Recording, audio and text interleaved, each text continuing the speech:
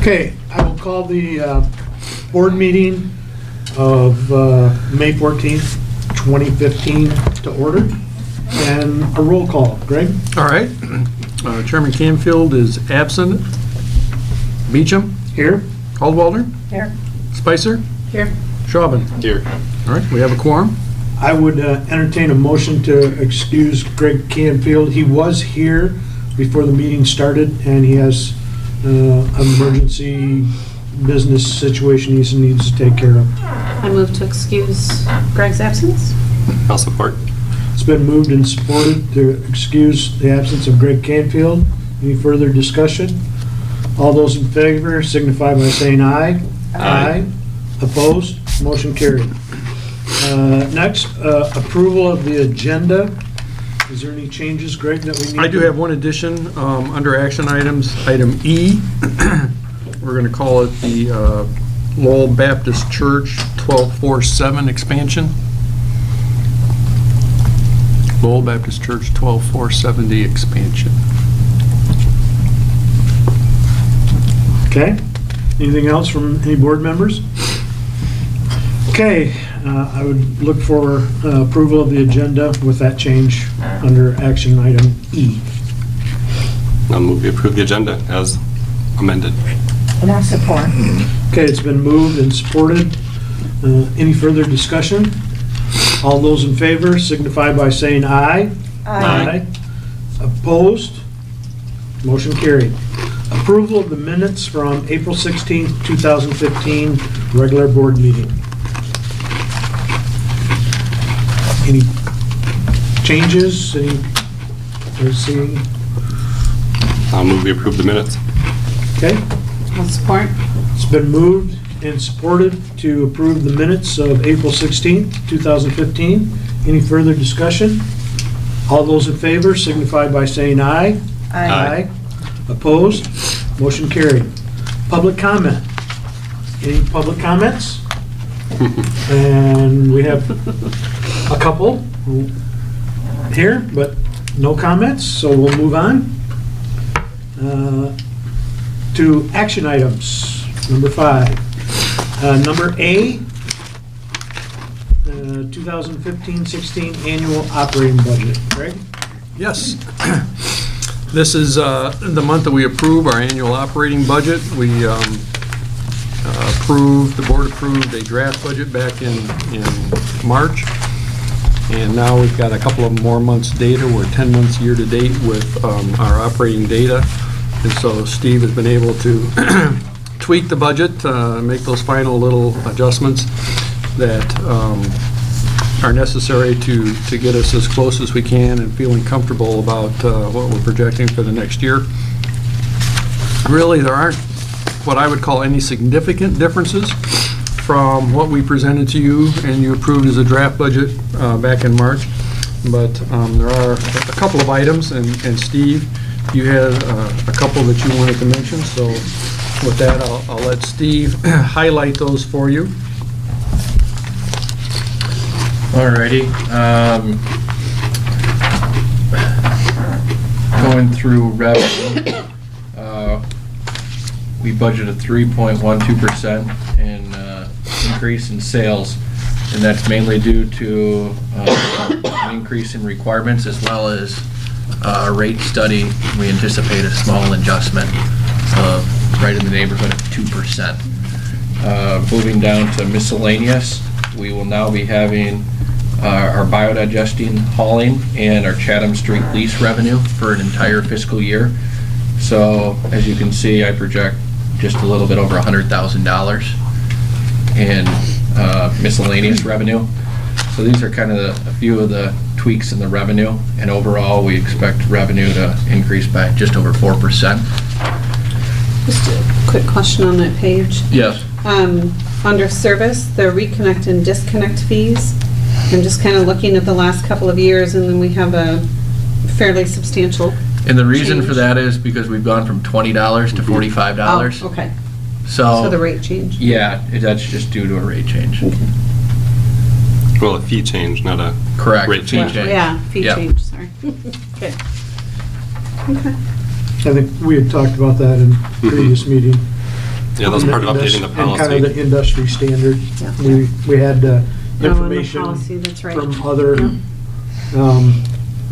MPPA members, and I think that put us in not the highest, not the lowest. but Right or kind of above put the us average. Right at the Right.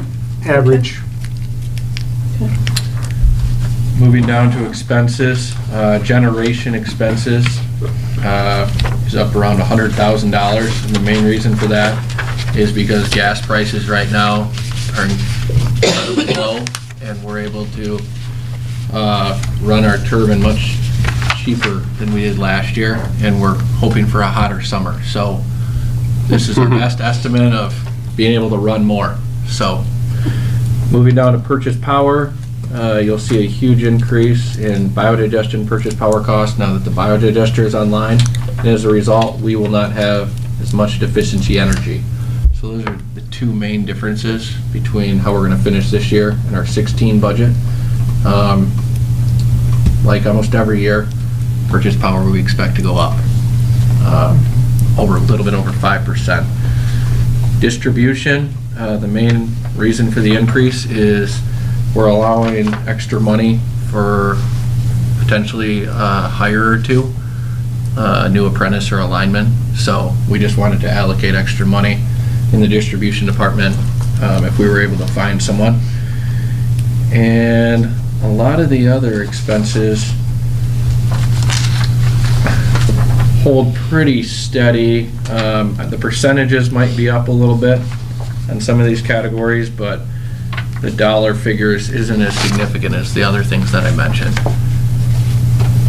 So with that, if you guys have any questions about the budget, Greg and I have looked over it a number of times, and obviously we try to control costs as much as we can, and we have done that in recent years, and we're to the point where costs do go up with inflation and vendors do raise their prices and benefits do go up and power costs do go up. So we'll continue to look for cost saving measures anywhere we can, but this is what we feel will hit the mark.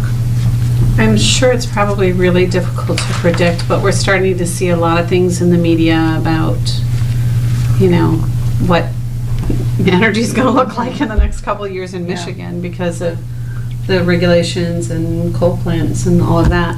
Are we, I mean, how are we accounting for that as we start to look at our budget, or are we just? Well, we're in good shape because we have sufficient supply to be able to provide our customers. And the projection, we've looked at the long-range projection, and we talked about that in February and March also. Yeah.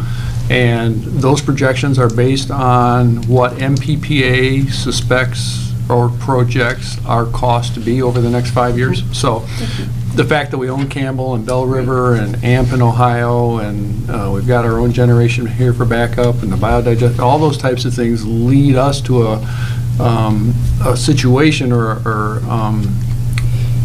a portfolio where we really don't think that it's going to impact us.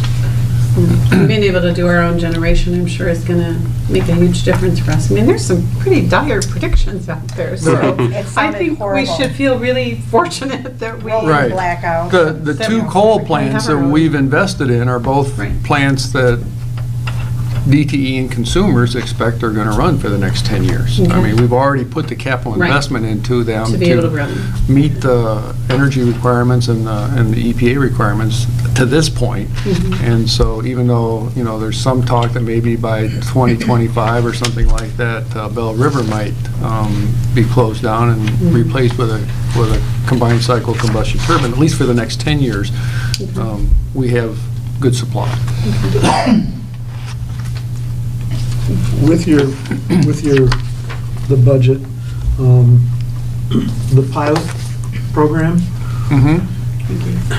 this is, isn't this year 5 that we're supposed to be? Yes.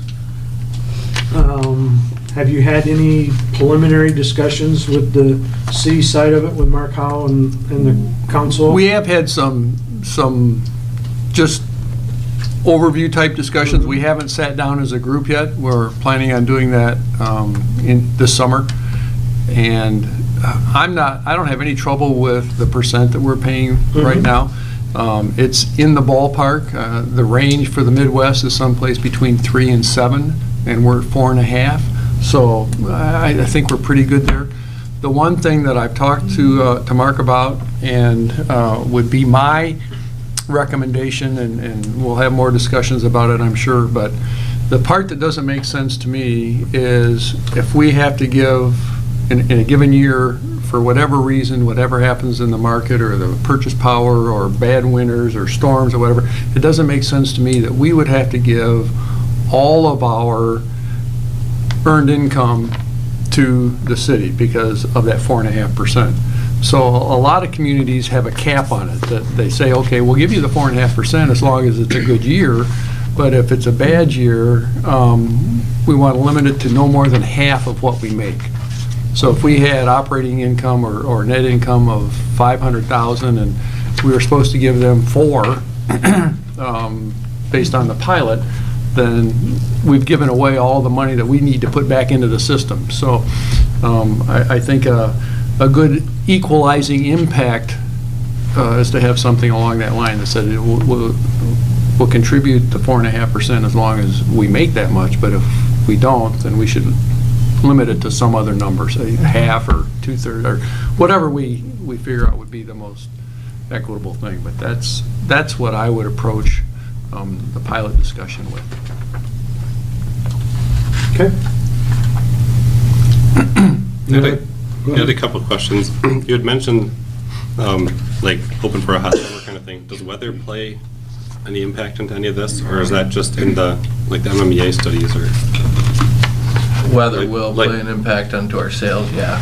But do you try to forecast that, or is that just part of those longer trends that, like the packet we looked at last time where they kind of talked about the hedging?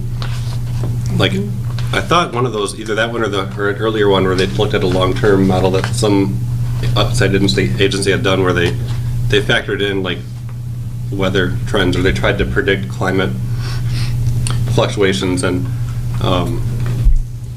do we account for that at all, or is it more just we just assume the normal weather all the time and just then deal with aberrations? Right. We usually try and work off of the trend or the average, and most of those analyses do as well. Mm-hmm. There isn't anybody that goes out and forecasts their load based on what the Farmer's Almanac says, or something like that. I mean, some years I wish we would have, but it's not. That's a risky game. So. Yeah, that's not necessarily reliable either. So it is based pretty much on the average, and so if we have a real cool summer, it doesn't hurt us too bad. If we have a real warm summer, it helps us a lot. Mm-hmm. And so that's about as far as we play it. Okay. The other question I had was there's the expenses are kind of broken out by the type of energy that we have to get, whether it's generation or purchase power. Is there some way to factor that into the revenue? In the sense that, like, what proportion of our revenue comes from generation versus from purchase power, That would show up in this under the surplus energy, under purchase power. There's a surplus energy credit. Mm-hmm. So either when we have excess energy from Bell River or Campbell that we don't use and we sell that into the market, it shows up there. Or if we're generating and don't need to buy, it shows up there. So it really impacts, it's revenue, yes, but it impacts us by decreasing the amount in this purchase power category. But we could look at that individual line item, and if we knew that we ran that month, which we'll know when that happens, we can see what impact that has. Okay. What got me thinking about it was when I was looking at the generation line, I saw that there's the big increase because obviously we're doing more generation in the expenses, but part of the reason why we're doing that is that we're going to see benefits on the revenue side, and that the power we generate, we're going to charge a rate for, right? But I guess what I'm trying to figure out is how do we, because I think the idea is that the power we generate is supposed to be give us savings over, right, power we'd otherwise purchase, or Well, it gives us opportunities to not pay as much as we would have. I guess I forget the exact model, but it gives us the opportunity to not pay as much as we would. So it gives us the opportunity to decrease what our expense could be. So right, for that's the high load times, right, where is when we generate. right. So that's why we deduct it from the total purchase power cost, because it's a mechanism for decreasing our cost of power. We don't look at it as a revenue source as much as a mechanism for decreasing the cost of power. Okay. If we guess were, maybe it if doesn't we were make selling sense. it, if we were generating it here and selling it on the market, Mhm. then I would consider it a revenue. But if we're just using it as a mechanism to decrease what we have to buy, then it's a credit against purchase power. Okay, so allocating it anywhere in the revenue would double count it, basically. Yes. Okay. Because when I was looking at the revenues, I was kind of thinking, well, that's such a small section compared to all the expenditures, and I know there's a lot more like components to the expenditures, but generally, most of the revenues that come, like the sales, that just comes from all the electricity we provide, some of which we purchase, some of which we generate. And I just was wondering if it was worthwhile distinguishing between the two, or maybe, like you said, if this credit is what captures that. Just a thought. I mean, I didn't give it and thought myself, you know, 'cause other than just I had that question about, hey, generation went way up. Where do I see the corresponding, you know, revenue or whatever? But Right. if you Well, think the if we credit didn't- covers it enough, If but- we didn't generate, our purchase power expense would be higher. okay, Do you know what I'm saying? Mhm. Because we'd have to buy more power instead of spend more in the generation. right. So the way you look at it really is that we really should be looking at it as revenue is just one stream, not like, I mean, when it comes to just the power we provide to the customers in general, that there's no need to kind of break it out as, then this proportion of our power came from here, this came from here and cost that much. That's like a deeper analysis that's not part of the budget. Right. Okay. Right. Another scenario would be as if, let's say, for example, we got to the point where Lowell Township decided they wanted to have their own municipal utility. Mhm. And they didn't have generation, but they purchased all the wires from consumers through a contract. And they came to us and said, you've got those 2 generators sitting over there. Why don't you sell us power? So we would be generating specifically to sell it to somebody. And then I would put it on the revenue side. Okay. Because the money that we'd be collecting from them is revenue to us for the generation that we had. It's not to serve us. It's, you know what I'm saying? Okay, so it's not to serve Our own customer. our own customer base, but under contract with somebody else. Okay. Yes. So that would be like a wholesale purchase power, and then I would put that under revenue. Okay, as opposed to the stuff we just put back on the grid, which is the credit. Yes, which Okay. ends up being a credit to us. Okay. Makes sense. Thanks for explaining that. Sorry about the No problem. impromptu question there. Any other questions? Then I would entertain a motion to accept this budget to send on to the city council. So moved. Support. Been moved and supported to adopt the 2016 operating budget. Any further discussion? All those in favor signify by saying aye. Aye. Opposed? Motion carried. Then, Part B, the annual capital plan. All right, so it should be the, Here's a revised copy that I have. we have a for revised everybody. copy to hand out to you. Last minute revision.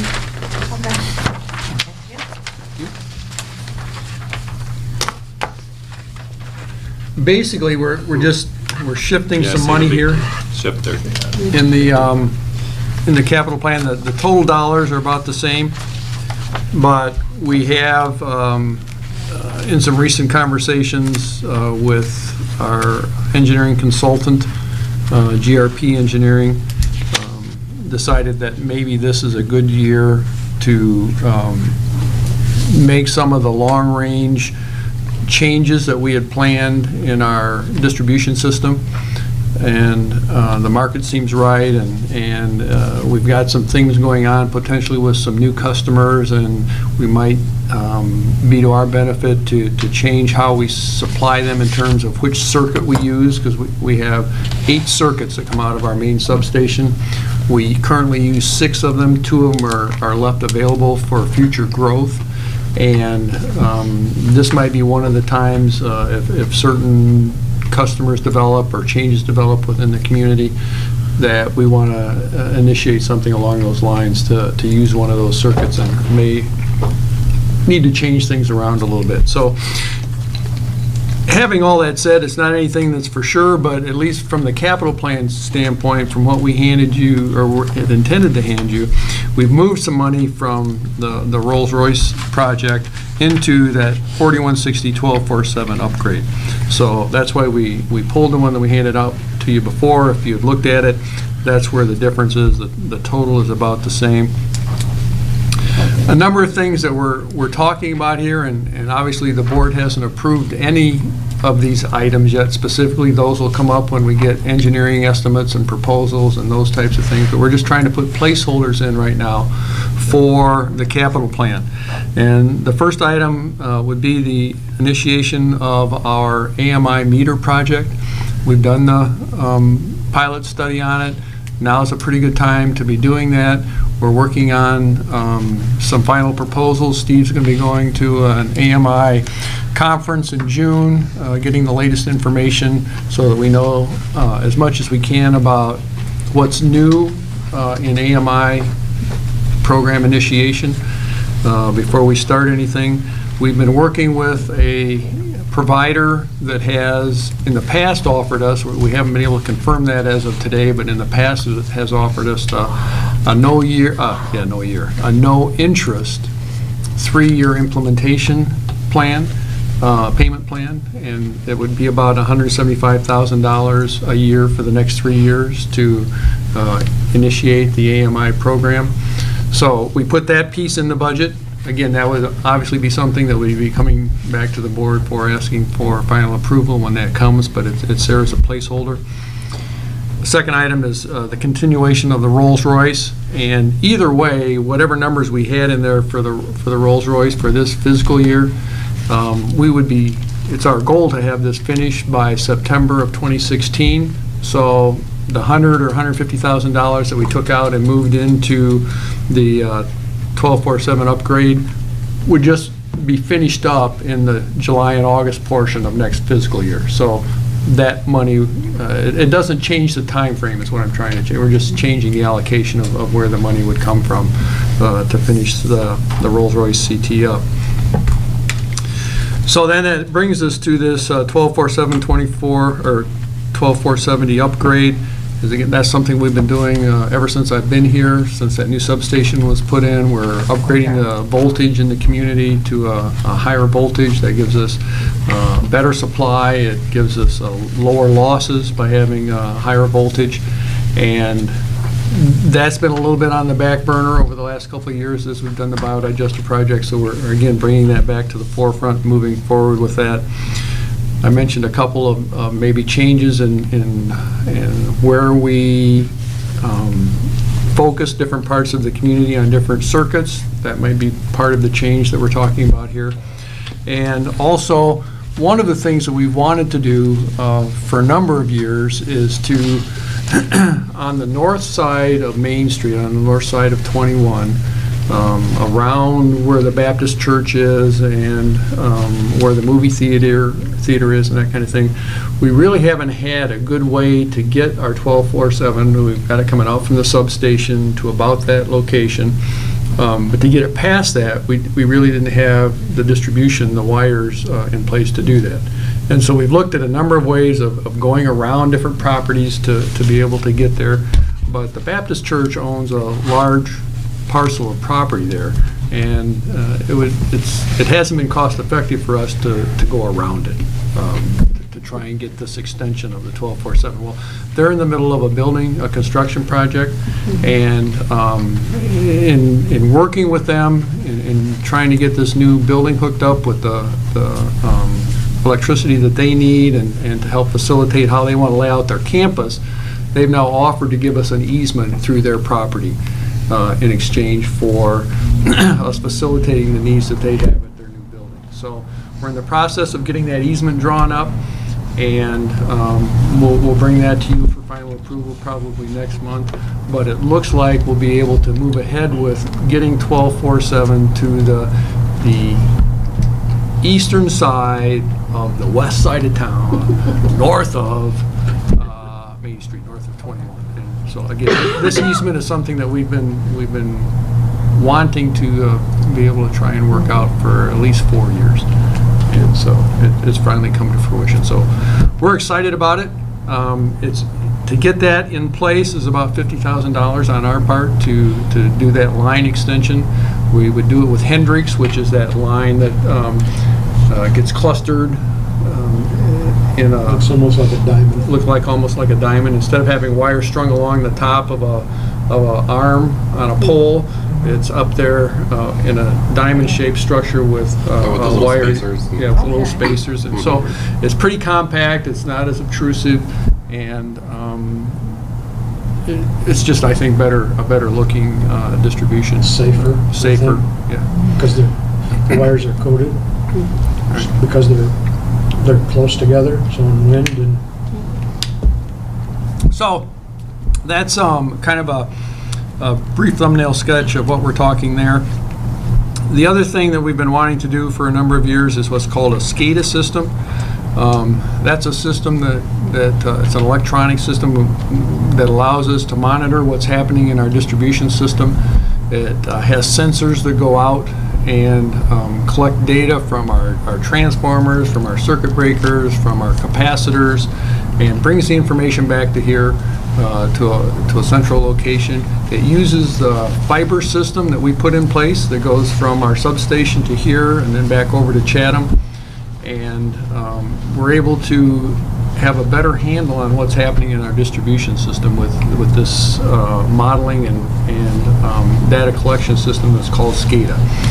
And so, again, it seems like an opportune time to do that. In talking with the engineers, they found a product for us that is geared for small municipal utilities. It has everything that we need, but it's not an exorbitant price. SCADA systems that I've been involved with before and installing at other municipalities that had their own generation. It's also good to keep track of when your own generators are running and that type of thing. Have been in the $200,000–300,000 range to install that kind of a system. So this is one that's geared for small utilities but still provides a high level of data, and it's being used in other communities in Michigan. Petoskey's now installing it, and South Haven is now installing it. So again, we're going to look at it more closely. It'll come to you before we actually start the implementation for final approval, but it's a placeholder here in the capital. Excuse me, who already has it placed then? South Haven and Petoskey in Michigan. Okay, I thought they were just getting it at, but okay. Right. Okay. Just those two? They're the only ones that I know of at this point. That have this particular that have this brand particular, or whatever it is. Okay. Yes. Very So exciting. this is a new system, right? Or is this It's a new upgrading? No, we do not have a SCADA system Okay. now. This would be a brand new system that allows us to do things that we haven't been able to do before. Would this have helped with that issue with the king milling? It might. It might. Because if you're analyzing the data more easily, that Yes, there's a possibility that would happen. Yeah. It really, where it really has an impact, probably the biggest impact, is in outage management, because it'll tell you in an outage what transformer on your system is out and what customers are connected to that transformer. So it combines data off of your system with GIS. and gives you that geographical information, and allows you to better analyze what the cause of an outage is and to be able to find it. Now when we have an outage, we get calls, we go out, we have a couple of people that are out scouting lines looking for blown fuses and that kind of thing. This would tell us where the outage was and who's affected. So it can save time and money. Absolutely. I mean, we can minimize our outages. We can minimize our outage. It sounds like it'd be safer too, Yeah. than walking around looking for. So Would it Does it be on have- their phone app, like a phone that they can look at it? Tom will have a phone app. Yeah. You know what I'm saying? Yeah. Because I thought if it's, I don't think well, we if think it's we dark, would. you know, I just thought if it was Right. dark out there, I don't want them looking. I'm already out Okay. walking around. Tom, it's How- right there. And this is sort of my lack of understanding of the engineering aspect of this whole system. How does the SCADA sort of fit in with the AMI? Because when we've talked about AMI before, part of what I understood of that is that, it provides more of that information back to us. What I hear you saying with SCADA is it's more the distribution center, whereas the AMI is more the Customer. individual consumer. Consumer Okay. related, yes. Okay. Now, But we'll be do able to- those systems communicate at all, or is that not? I believe that's an option. Okay. It doesn't come with the basic package. Okay. It is an option. On the AMI system, when someone calls in and says, my power's out, we can then get a distribution report showing who's in their neighborhood, Okay. but it doesn't give us the actual transformer that's Okay. there. It doesn't give us the technical information Okay. that the SCADA system will give us. So this is, SCADA is really more the system itself, when AMI is just that individual consumer. Is that accurate? I'm Well, trying so to I think- visualize how well, I these think all the fit SCADA together. The SCADA's like, there's, I think if I understand, there's sensors that are put throughout the lines, Yeah. at various places, so that you can track the flow, Okay. or have points at which you can measure the flow and be aware of where it's coming and going, and that's how you can Right. isolate a certain transformer. or See, fuse or you're the something. engineer in the group. I'm trying to visualize how all these pieces fit Well, together. I didn't realize they called it SCADA for electricity, because I've heard of them for pipelines and, Right. sewers and all that, but especially like the oil pipelines and all that, they all have SCADA systems, and that's how they manage Right. when there's a leak. Hey, look, that there's an alarm that triggers that says, hey, this Right. pressure dropped when it wasn't supposed to, and Yeah, there are certain things that the AMI system will do, but it's different technically. And someone who's analyzing a particular outage would probably use information from both. Okay. But the outage management part of it is one of the things that's focused on with the SCADA system. I mean, we do such Does a it- good job minimizing our outages, but this will then Right, also right. The make other that even better. The other part of the SCADA system, which is really what, yes, the outage management part is important too, but on a day-to-day basis, I think what the distribution department is most interested in is that it also tells you when you have transformers or other components on your system that are overheating or I was just gonna ask you about are predictive. overloaded from an electric draw standpoint, and So it's more helps- preventative instead of helps you waiting be for something to preventative. break. And there's also some of that on the AMI system too, but again, the two together would really enhance our ability to be proactive on the system. So, I think that's a good question about if that AMI can be integrated into, or how well it easily can be integrated into that, because if I understand it, the AMI is just, it's like a SCADA, but all it is just a single point measure of electricity at every customer's meter. right. And so, I think that almost helps us more financially in terms of analyzing who pays what, and when they use it, and how much they use, and all that, versus how effective our system is running. Because I don't know that AMI can tell us that. Is that a correct statement? Or? Yes. I mean, like I said, there's bells and whistles you can buy for the AMI system, but it'll do some of that stuff, but it'll never give you the level of detail that the SCADA system will on our equipment. Right. Yeah, because AMI can never tell you which components are having issues, or Right. It All I can tell you is that localize. this customer does have power or doesn't, and that's. Yeah, and kind it of can localize something. I mean, if it gets a string of customers that don't have power and it knows there's a transformer sitting here, it can help you localize it from the information that it gets from the individual meters. But in terms of giving you advanced information on it, or outage information that you can use to know, well, I need a 25 kV transformer that just blew, or a fuse blew on it, those types of things. I don't think it gets that detailed. Okay. So, one thing I've been thinking about, I mean, maybe this is better for the outage report, but as I was looking at those, I don't know if I mentioned this before, but I was wondering if there's like a history, maybe I did ask this last time, like a history of the outages, just to see like over the years, what are the outage trends or things like that. But what I'm wondering now with this system is, it'd be kind of interesting to see after we've had the system in place for a year, does our response time to outages decrease? Do we have fewer because we can replace things before they fail? Absolutely. Those are And all what's things, time out? all things we and want to just keep even, track like, of. Yeah, and even just hours spent dealing with outages, if that goes down, because rather than having 2 or 3 guys running around looking for a transformer, that Yes. it's just one guy going right out to the fuse that blew and fixing it. Fixing it. Exactly. Except if there's a big flash coming. Yep. So I think that'd be something for us to be cognizant, or it'd be good to be aware of that now, so we have that data that we can compare when the system's in place, and then Yes. next time someone says, why are you spending $50,000 on this? It's like, well, because it saved us X thousand in the first year. Absolutely. Yep. Okay. Moving on, $15,000 is a capitalization of the principal on the Mack truck that we purchased last year. Substation refurbish. Our main substation out on Bowes Road, it's time for its 5-year checkup. And so we have $30,000 budgeted for that inspection and any work that might need to be done. There's a few final costs on the biodigester. We have some miscellaneous capital equipment that aren't included in projects.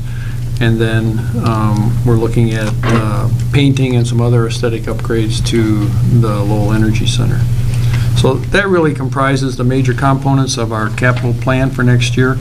$910,000. We're also looking to put $25,000 into a long-term vehicle replacement fund, and that brings the total capital. And that's really not a capital expense because it hasn't been spent yet, but we just want to let you know that we're trying to each year set $25,000 aside for that vehicle replacement fund, for a total of $935,000.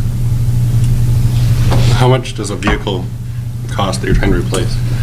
Is that a certain one that you're looking at? Well, no, we're not looking at a certain one. We're just looking to have a fund there that would be able to draw on when the time comes. Okay, If just we to had to buy a minimize bucket truck or something like that, they're $250,000 to $350,000. If we need Okay. another pickup truck, then it's $35,000. Mhm.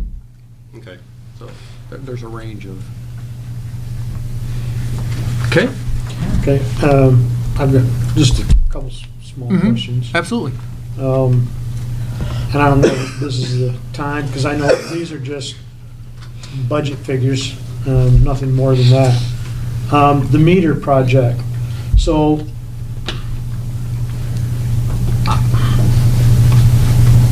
how many, I guess, how are we handling that? I mean, in that, okay, I'm a homeowner, let's say we're doing the section from the Flat River, from Riverside Drive over to Lincoln Lake, north of Main Street, just picking those.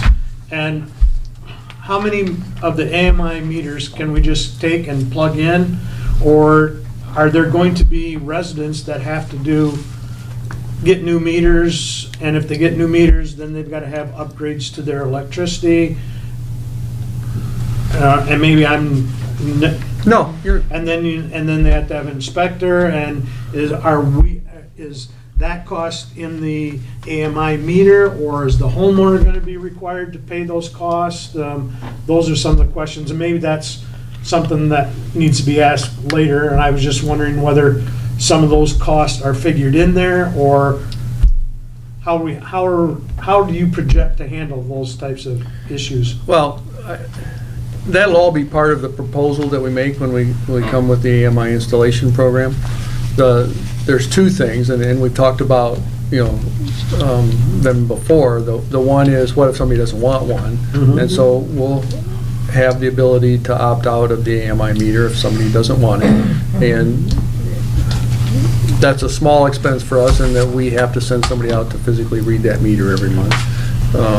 But it's still, it's something that we will take into account. The other thing is the type of installation that you're talking about. And at last count, Perry, I think we only had 35 meters on our system that are the old A-bottom meters.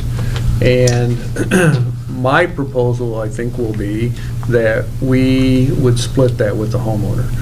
It's to our advantage. Yeah. There's actually, from what I've learned recently, there's like a component that there won't even need to be enough service upgrade now for A-bottom meters. There's actual AMI meters that will work with A-bottom systems. It's like a component you have to put on first, and then a AMI meter. So like an adapter? Yeah, an adapter. So I did hear that on a conference call. I haven't seen it or priced it out or whatever, but it was pretty recent that I heard that. I'm concerned of a homeowner that wants to maybe go that route or whatever, but it's not financially in their budget to do anything. And, right. And I know that, again, because I lived it, because I had one of those A-bottom, and it was not just, okay, let's take the meter out and just plug it in. It was, we had to rewire a component of the house, and I mean, it was right. It was not just a simple thing. So, and I would have a concern of, and this, yes, I think the times are getting better, economy, but it's still can be a struggle out there, and I'd hate to put somebody in a situation where it caused them a struggle to meet their. Right. Like I said, I think the last choice or would be that they could say, I choose not to have one. But if there is now an adapter, that's a great solution. And like I said, I think we looked, again, this has been a couple of years, but the average cost to change out was like $1,500, $1,800, something like that. And if we split that with the customer or worked out a payment plan with them, I'd be willing to do that as well. Okay. So we're not here to impose something on somebody that is going to put them in a hardship situation. That's great. And I think it's worth having. I mean, granted, there's not that many that we're looking at. You said there's 35, but I think it's worth, as we sort of go down that road of putting this whole proposal in place, we're going to be able to identify those homes. You're probably going to have a fairly good idea based on payment history if there potentially could be a financial hardship. Right. So I think it's a good idea for us to be proactive in that situation where if something is identified, I mean, to even approach from or something like that and see if we could do something through neighbor to neighbor or, how in that case, but let us be proactive in trying to create that partnership and that awareness in the community so that we're not leaving somebody high and dry. Yeah, no, I agree. Okay. Secondly, I just want the Lowell Energy, the 60,000, is that part of that deed grant that we received? Lowell Energy Center, the aesthetic upgrades? Yeah. No. Okay. What have we used that deed? We have. Okay. We did that for some of the building upgrades and the paving of Smith Street and that type of thing. And I've been over to the Lowell Energy Center, and I saw this week that they were working on, last week and this week, landscape and everything. It really looks nice, and that's been one of my goals, is to clean up that we own.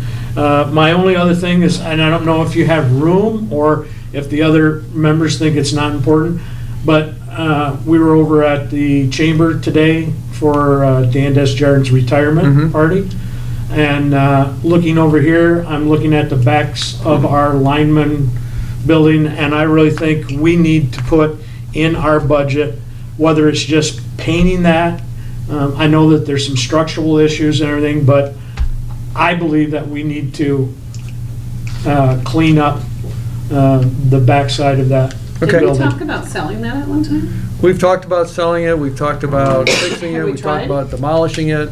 Oh.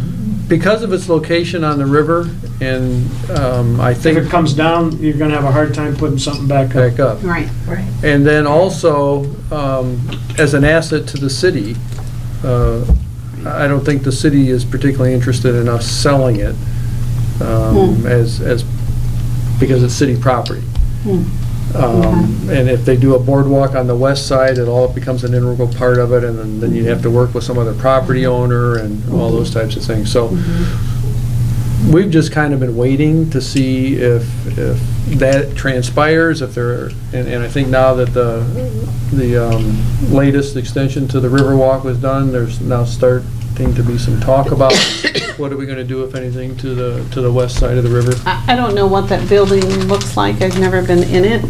I mean, is there any possibility that we could look at leasing it or something to Yes. somebody? I mean, that we can, because if it sits there empty, it's gonna continue to deteriorate. If we Right. can use it, if somebody can use it. Right. At Then one time, I we think had we're an gonna be in offer to better lease shape. it, and the Okay. board turned it down. Oh, okay. So Before I came along. We have a different group now, so maybe the perspective's different. Right. So. I mean, I just feel like when I look at the community as a whole, we are much better off having buildings occupied than having the buildings sit empty.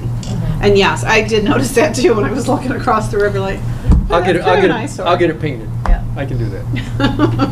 It's not, it's not even a capital item in terms of, it doesn't even meet the threshold. Well, it might be, on a ladder from the river, I mean, it might be a little more expensive than what we're, but no, I would like, I mean, We can do whether that. we put that in there, Yeah. I personally would like to see us do that. And not doing it, I think, is a reflection on the city and Lowell Light and Power. Consider it done. Any other questions does anybody have about the capital plan I budget? do. Okay. With the meter project, the AMI, Mhm. how many meters are we looking at total? We have This is a total of about minus. 2,700 meters in in our service area, and we've installed 200, so that would mean there's 2,500 left. Okay, so this amount will buy all That the amount meters times for- three. 3 years. So we're doing that. 3 year. So this is basically 1/3. This is 1/3. Now, the installation would be all at one time with a 3-year Payment. interest-free Okay. payment plan. Oh, okay. So So we next- would do all of the installation, but we're paying for it for 3, okay. So next year's capital budget, you'd see another Yeah. 175, and then in So everybody will have it. then. 2018, That you'd side of the have river. another Everybody would have 175. it. Okay. Yeah, and I kind of, to talk about the cost, I did get a budgetary figure back from Ulster, and the price of meters has come down 30%, both on the commercial and residential side. And I think we could potentially do it for $425 to $465. But in the first year, we have all of our time with going to meetings and any PR that we need to do, and having the guys going and installing all the meters and sending out letters. So once part of this 175 is our administrative time as well. So just to clear that up, I wouldn't expect it to be 175 the following 2 years. Hopefully it'd be in the neighborhood of 130 to 150.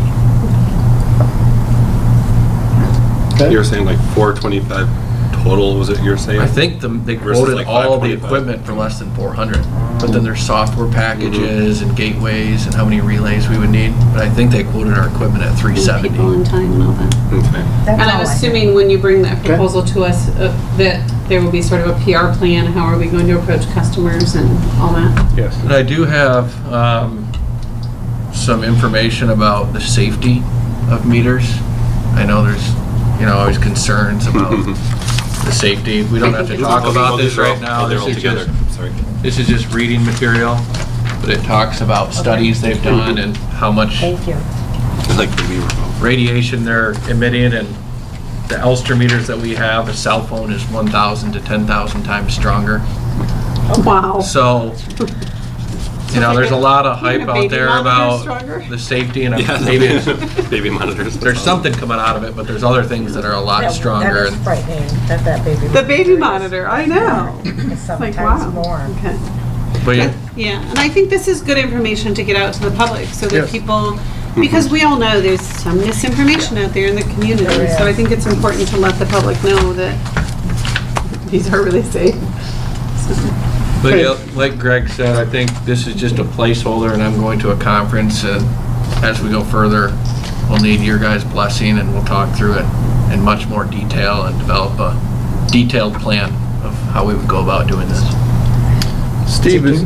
That's it for me. Okay, so I would entertain a motion to accept the 2016 capital budget. I thought, oh, the capital. Capital So- budget, So moved. I'll support. okay? It's been moved and supported to accept the 2016 capital budget as presented. Any further discussion? All those in favor signify by saying aye. Aye. Opposed? Motion carried. On to the Rolls Royce. I'm gonna mention one other thing Yep. with regard to the smart meter, Yeah. or the AMI meters. Steve is enrolled in the APPA management program, and Back to school. he has to do a implementation project as part of his curriculum, and the AMI is his project, so he'll be more involved So in you'll be it. graded on this? I will be. I already had to submit. So a you get your proposal. doctorate from this, you know? Or do we have to call you Dr. Steve, or, no? Okay. So I just wanted to let you know Yeah. that Steve will be spearheading the project as his management and training project with APPA. If you have any questions or concerns, or would like to sit down, I'd be more than willing. Any thoughts or questions or ideas? Thank you. Okay? Okay. Number C, Rolls-Royce CT expense approval. All right, I think in your packet, there's a memo with some expense items. As, again, we move forward with the CT, the Rolls-Royce, there's some equipment that's needed to go to the next step, and Steve has outlined what those are there. Comes to $34,633.61. Again, that was part of our capital plan for this year, so as we go through the rest of our board pack and we look, I think we have like $123,000 left in our capital plan for this year.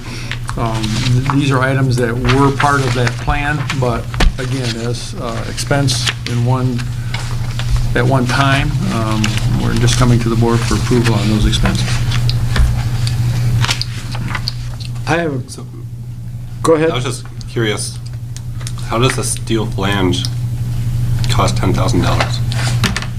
What's that? Big. I'm sure there's more to it. It's just funny when I read the item and it says, steel flange, $10,000, quantity 1. Which one are these on? It's the Oh. first page of the quote. I mean, it's got a complex name, expansion joint aft diffuser diverter valve Well, it carbon is steel stainless flange. So I'm just, Well, I'm yeah, just kind of wondering, what is this? I wasn't I'm more sure out if of we were curiosity, just but I'm just- approving the highlighted items. Yes, just the and not highlighted. those two items. Correct. So, okay. And my question would be for whoever's, whether it's for Doug or whatever, have we contacted Alpine and OnPower, and are they good with, A split bid, you mean? well, because, a lot of times, you do a bid, it's like the whole package, and you might mark this item and going, okay, I don't need to make as much money on this item if I'm getting the whole package and I'm getting this item, getting the whole package, or these items over here. Has there been a conversation with these two companies saying that, okay, we're gonna take this piece, this, and Yes, we're picking them from them? And that conversation has occurred? yes. Okay. Well, yeah, and I think on this page, where we're choosing the item that's 7356 and 8927. Mm-hmm. The other two items not highlighted are the same type of items, It's just stainless steel instead of carbon steel. So they gave us the option. This is a part that you guys need for the installation of the turbine. Okay. You can either either do a take carbon one or a or stainless. 1A. 1 or 1A, 2 or 2A. So it's not like they're just the same thing, with just a different material. And Doug felt that the carbon would be suitable for our needs. So that's why. Okay. And on this other page, it's not like the PLCIO additional cost won't happen. It'll just be down the road. They happen to include it on this quote. Okay. And that expansion joint is, it's huge. It's the 40-some inches of our diameter of our exhaust system. It connects the combustion turbine to the exhaust system. It has to be able to expand and contract. So that's not That's why it's not an 95. unreasonable cost for that particular item. So There's only one of them on the whole unit. There's one of them on this unit, there's one of them on the Ford unit. but there's 2 we're getting? Yeah, we need 2 for this unit. Right, I'm sorry. One that goes into the diverter valve and one that goes out of the diverter valve. The Rolls Royce is the one that we got from Okay. Ford Motor Company. Rolls Royce is the one we got from Ford. Okay. Right. The Solar's the one we got from Juliet. Joliet, yeah. And these are part of the exhaust part. So we're Okay, not so getting those two. my quick Really question yellow. would be, because we got with that, the steam portion of that, Right. if we decide at some point, are these completely separate? Or if we added the steam, would we have to go and throw these out No. and get all new? No. These are simply there to take the exhaust from the engine to the vent, and it goes through the diverter valve, and all we do is flip the switch on the diverter valve if we want to send the heat into the boiler. Okay, So the expansion joints are needed. We will need another one when it goes into the boiler. Right. We need a third one. It's like a big T. right, okay. So you need an expansion joint in each of the 3 locations. And can I just clarify, on the memorandum, it says this is coming out of fiscal year 2016 capital budget, but I thought you said when you introduced I this, did. it was out of 20. I'm sorry. So is it out of this fiscal year that we're currently in? No, Steve, it's out of the next one then, isn't it? out of the next one. I'm sorry. It's a I lead misspoke. time of over 6 weeks. So Okay. by the time we get the parts and invoice, Okay, it'll be part of next year. so then it's part of that one that we just. Just approved. Okay. Right, I'm sorry, I No, misspoke. I just wanted to Nope, make that's sure I good. understood, so. Let's keep it clear. And then the Absolutely. last thing, I did check with Doug, I triple checked.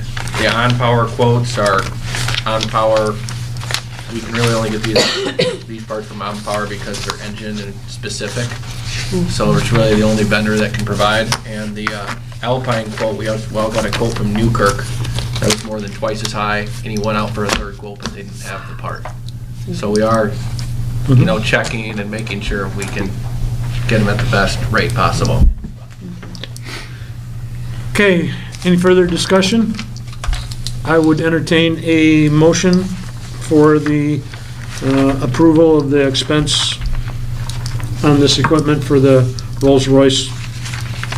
I move that we approve the $34,633.61. Support. Okay, it's been moved and supported. Any further discussion? Okay, hearing none, all in favor of the purchasing from OnPower and Alpine Power Systems for the amount of say it again? $34,633.61. Thank you. Any further discussion? All those in favor signify by saying aye. Aye. Opposed? Motion carried. Moving on to D, annual insurance benefits renewal. All right, again, in your packet, there's a brief memo that talks about some of the insurances for renewal. Most of our insurance doesn't renew until June 1st, so we still have some time yet to work through them. And we'll talk tonight more about the health insurance plan and what our renewal options are there. But in terms of approval, our dental benefit renews June 1st instead of July 1st. So we're looking for approval on that tonight. It's a 4.75% increase And we're not talking big dollars with respect to dental plans and the dental renewal. It translates into a 55 cent per month to the employee's contribution increase and a $44 per month increase to Lowell Light and Power for all of our employees. So with that, and also the life insurance, long-term disability, and short-term disability all remain the same.